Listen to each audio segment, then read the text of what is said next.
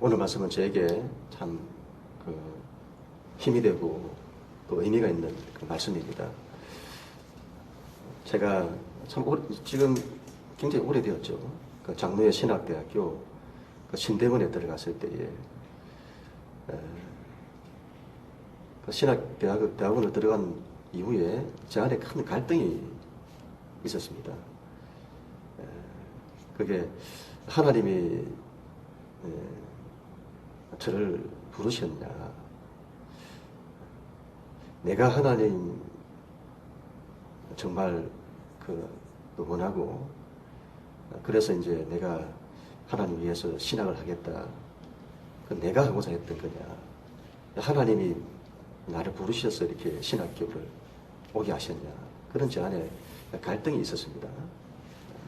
그것 때문에 기도하고 어려움이 있었는데, 그때 제가 이 말씀을 통해서 하나님의 응답을 받고, 그때 이후로는 제가 제 부르심에 대해서 한 번도 의심한 적이 없었고, 또 이 말씀을 통해서 받은 은혜 붙들고 하나님이 또 목회와 인생을 살게 하셨습니다. 그때 제가 이제 기도를 할 때에 오늘 이 본문을 가지고 본문의 텍스트의 내용, 그때의 상황을 묵상하고 기도하면서 이렇게 저렇게 떠올리고 또 상상도 해보고 묵상을 하게 그때였습니다. 그때 시간적으로는 한 2000년이라고 하는 갭이 있습니다만, 마치 그 역사의 현장에, 예수님 이 사건이 일어났던 그 역사의 현장에 제가 있는 것처럼 그렇게 묵상을 하게 되었던 거죠. 지금 드리는 말씀은 그때 제가 깊이 묵상하고 기도하는 중에 일어났던 그런 말씀들입니다.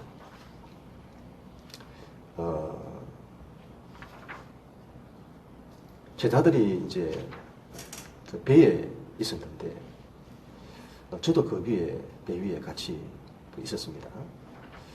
그런데 그 제자들과 제가 섞이지 못하는 거예요.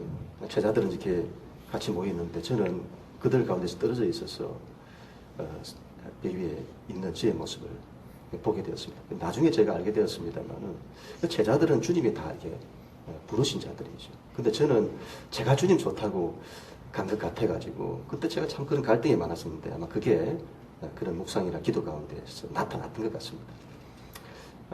그때 바람이 일고 폭풍이 일었는데 굉장히 고난을 겪고 두려워하고 있었죠.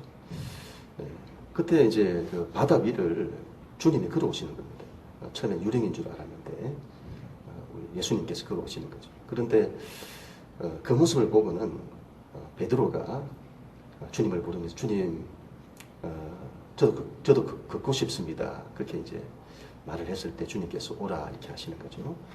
그래서 베드로가 주님 오라 하시는 말씀에 배에서 내린 무리를 걷는데, 처음에는 잘 걸었습니다. 그런데 좀 가다가는 막 바람과 파도가 일어나니까 그걸 바라보는 물속에 빠져들어서는 이제 어려움을 겪게 되어지죠. 주님이 그 베드로를 끄집어내시고, 그때 이제 제가 곁에서 저도 주님께 베드로처럼 그때 제 마음이 참 주님에 대한 사모함이 참 컸습니다. 그래서 그런지 주님 저도 걷고 싶습니다, 제가 그렇게 이제 말씀을 드렸던 거죠. 그때 예수님께서 저보고 오라 이렇게 말씀을 하시는 겁니다. 그때 제가 그 배 위에서 이제 발을 이렇게 내리는데, 바람과 파도가 있는 이 바다 위잖아요. 그 바다 위에 발을 탁 내리는, 그때 참 마음이 얼마나 긴장이 되었던지요. 그런데 발을 탁 내딛었는데, 그때 밑에서부터 거대한 힘이 올라와서는 제 발을 탁 받치는 겁니다. 그리고는 물속에 빠져들지 않고 무리를 걷게 되는 거죠. 또 한 발 또 탁 내딛으니까 또 밑에서부터 거대한 힘이 올라와서는 제 발을 탁 받치는 겁니다. 그래서 한 걸음 한 걸음 걷게 되는데, 이게 여러분 기도 속에서 제가 묵상 가운데서 일어났던 그 일인데, 그런데 여러분 제가 무리를 이렇게 걷는다고 하는 게 이게 얼마나 그때 감동이 되고 감격이 서려웠는지, 그렇게 눈물을 흘리면서 한 발짝 한 발짝 이렇게 걷게 된 거죠. 그렇게 걷다가 제가 저 앞을 보았더니 앞에 예수님이 서 계셨는데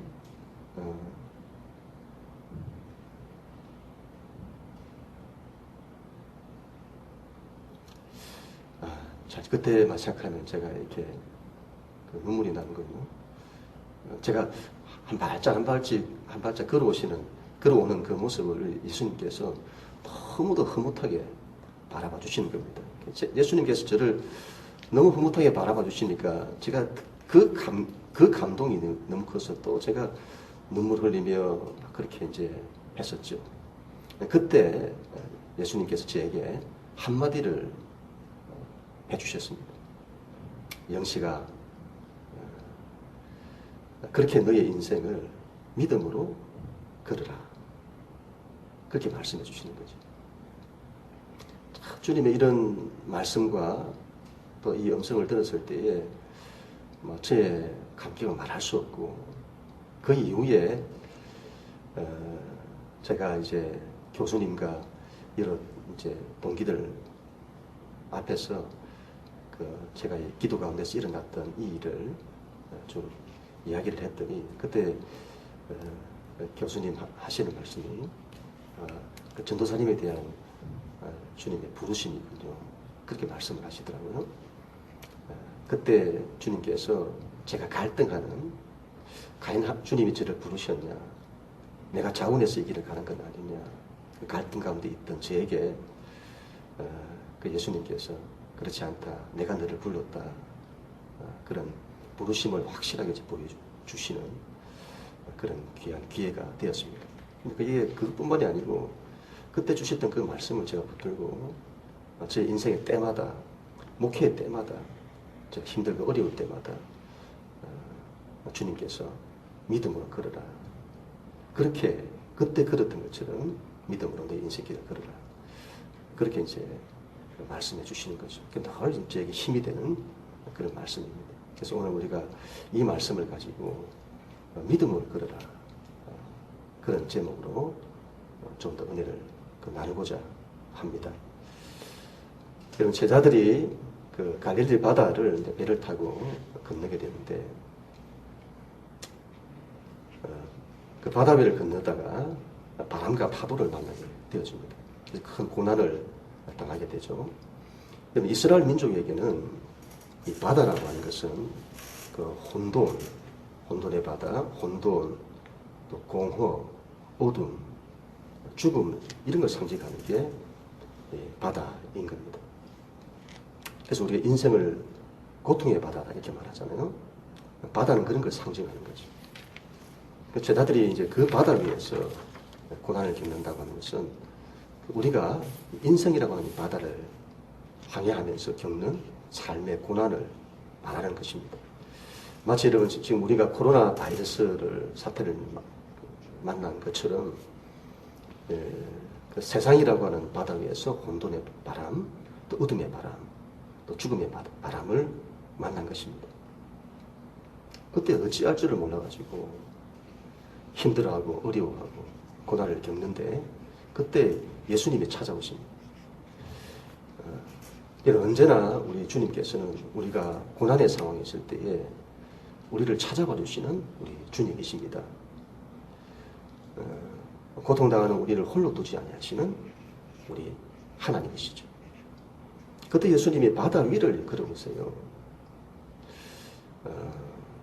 예수님이 바다 위를 걸어오신다고 하는 것은 굉장히 중요한 건데, 좀 전에 말씀드린 것처럼 바다는 그 혼돈을 상징하고 어둠을 상징하고 죽음을 상징한다고 했습니다. 근데 예수님이 그 바다 위를 걸어오시는 거죠. 그 바다를 당신의 발 아래 두시는 겁니다. 그래서 바다 위를 걸어오시는 예수님은 죽음의 정복자의 모습입니다. 혼돈과 어둠과 죽음을 당신의 발 아래 두시는, 그걸 정복하시는 우리 주님이시다는 말씀이죠. 우리의 인생의 가장 큰 적이 죽음이잖아요. 죽음의 모든 정상들이 우리의 삶에서 이런저런 고난으로 나타나는데, 그 모든 걸 이기시는 분이 우리 주님이시다. 그런 말씀인 겁니다. 그래서 우리는 여러분 인생의 때마다 그 주님 바라보고 주님은 죽음의 정복자시다. 그 주님 바라보고 그 주께 대한 믿음으로 나를 사는 게 중요한 겁니다. 베드로가 예수님이신 줄 알고 처음에는 유령인 줄 알았죠. 두려워하다가 내니 두려워하지 말라는 그 말씀이 예수님인 줄 알고 주님처럼 무리를 걷고 싶습니다. 그렇게 말했을 때 예수님께서 오라 이렇게 하세요.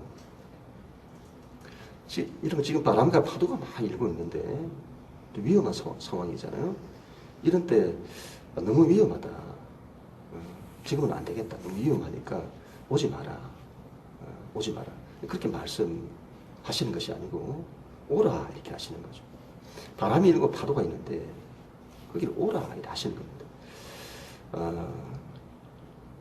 예수님께서는 좀 제자들이 약하게 이렇게 자라기를 원치 아니하십니다. 예수님은 우리가 인생 살면서 약해지기를 원치 아니하십니다. 담대히 살기를 원하시죠. 예수님은 우리가 온실에서 자란 화초처럼 이렇게 자라기를 원치 아니하세요. 이 세상에 바람도 많고 파도도 많은 이 세상 속에서 가운데서 믿음으로 담대히 사는 자가 되기를 원하시는 겁니다. 그래서 예수님께서는 오라 이렇게 하시는 거죠. 우리가 가정의 자녀들이 늘 인생 살면서 아무런 어림없이 살기를 원하는 그 마음은 이해가 됩니다만 그렇게 우리 자녀를 키워서는 안 되겠습니다. 예수님처럼 오라 하신 것처럼 세상의 바람과 파도를 이겨낼 수 있는 그런 사람으로 키워내야 되는 것이죠. 예수님이 그렇게 하시죠. 그래서 우리는 예수님처럼 무리를 걷기를 원해야 됩니다. 우리의 신앙은 물 위를 걷는 사람이 되어야 됩니다. 바람과 파도가 있는 그 무리를 걸어내는 그런 사람이 되어야 되는 거죠. 베드로가 처음에는 잘 걸었습니다만은 가다가 실패를 하게 되어지죠. 물속에 빠져들게 되어집니다. 그 실패의 원인을 오늘 말씀은 베드로가 바람과 파도를 보았기 때문이라 그렇게 말씀합니다. 네. 일어나는 믿음을 가지고 주님 바라보고 믿음을 가지고 잘 걷다가 일어나는 바람과 파도를 보게 된 겁니다.